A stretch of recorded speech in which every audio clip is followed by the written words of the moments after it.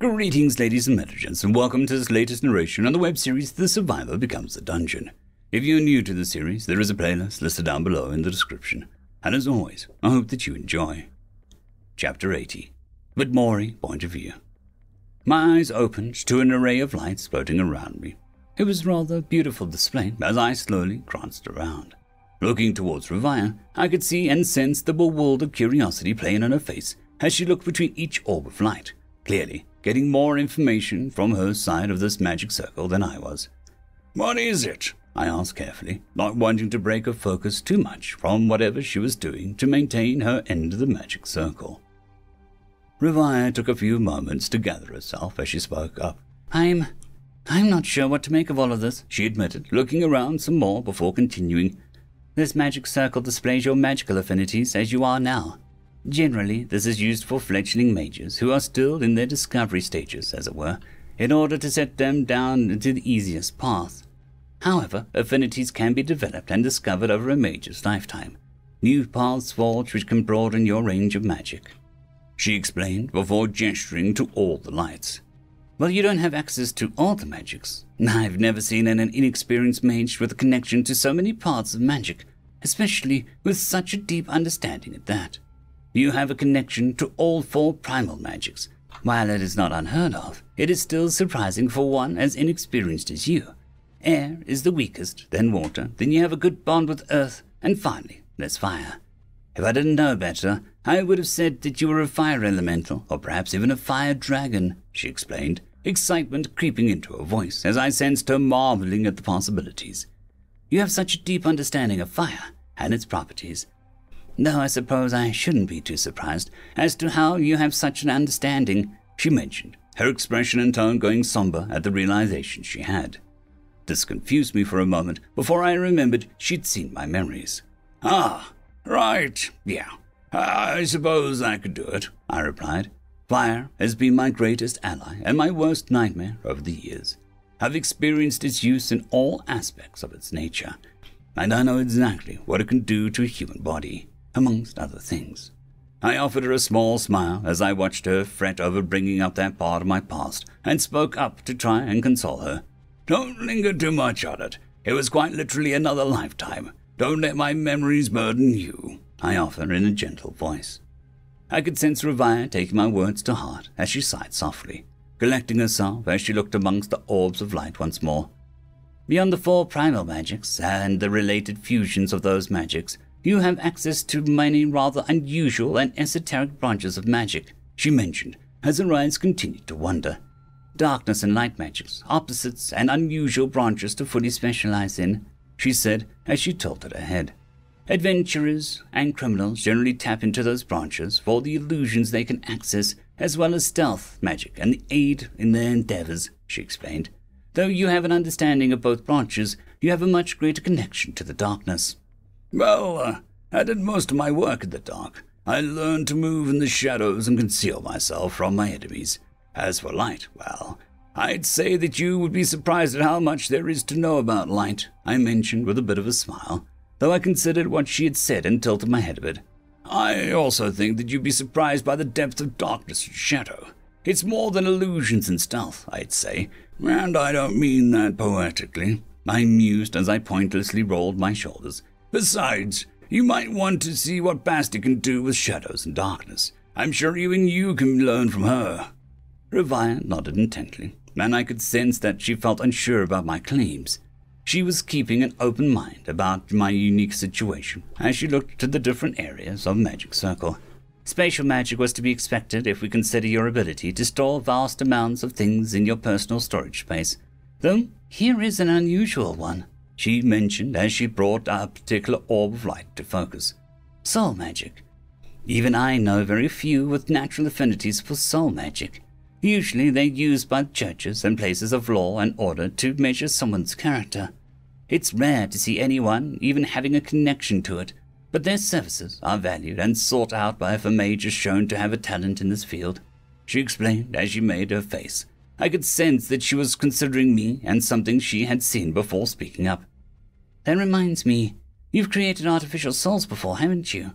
Dread and the Sinners, right?" she said slowly as she mulled over the idea. It's something called an ego, which is usually only applied to things like weapons and armor. They're incredibly rare and are often used as partners to mages and various warriors, using their innate properties to guide, protect, or magically heal and support their wielders, though most instances are usually made by friends, dragons, and fae. However, even elves, dwarves, and the odd human mage have created them before, but I never heard of ego being potent enough to control and manage an entire body, she explained, mulling over the information as she scratched the back of her head. I consider her words before offering a piece of information that might be helpful for her in her endeavor to understand me better. They might have something to do with the aspects that I was granted when I was placed here in this world. At the mention of aspects, I could see her pointed ears twitch with surprise as she looked at me with wide eyes. I could sense that she was heavily doubting what she heard just now and hesitated to speak, so I just continued. Upon my death, I heard a voice listing all these titles and explaining how I affected those around me in my world, those I killed, those I saved, and how many zombies I exterminated. I explained slowly. The whole experience is all somewhat surreal now, if I'm reflecting on it. I suppose I was numb to the experience due to the sheer shock and confusion of what had suddenly happened to me. It was something called karmic influence, though I'm still uncertain about it all. Perhaps if I had access to that system Historietta talked about, I would know more. But it's not like I care all that much, since I don't need to know how everything in the world works to live in it, I said, doing a little bit of a hand-waving, though Revire seemed to listen intently, patiently waiting for me to say the point of what I had to say. I was granted the aspects of life and death during that time, and later, after Basti put an end to what was left of Lichtrin, I inherited her aspect of creation. Revire's face was calm and stoic as she closed her eyes, though her mind was a swirling storm of theories, ideas, and speculation. We sat silently for a few minutes before Revire opened her eyes and sighed softly. A lot of things are starting to make sense now, she admitted, as she looked into the orbs of light around me. I was uncertain what to make of what I saw when I first looked at the magic you had access to, which is why I was saving them for last, she said as she brought forward 2 orbs. Life and death magic. Your connection to them is even more potent than your connection to fire, healing, and destruction. Communication with those beyond the veil of the aether, and being able to pull those beyond the veil back into their mortal forms or other vessels. If I had to put a sort of label on your connection to these forms of magic, it would be a term aspect. Not even the Saintess of Gaia can claim to have such a strong connection to life magic as you. Not that you even know how to harness that magic, though the same could be said for your connection to death. Not that I know any publicly labeled figures to be known as Saint or Saintess of Death, but you would have a deeper connection to this branch than them. I nodded intently. It all sounded very impressive, but I'm still having a hard time putting weight behind all these concepts and ideas, though I could sense that all this is starting to stress Revire somehow. What is bothering her, in particular, is not clear to me.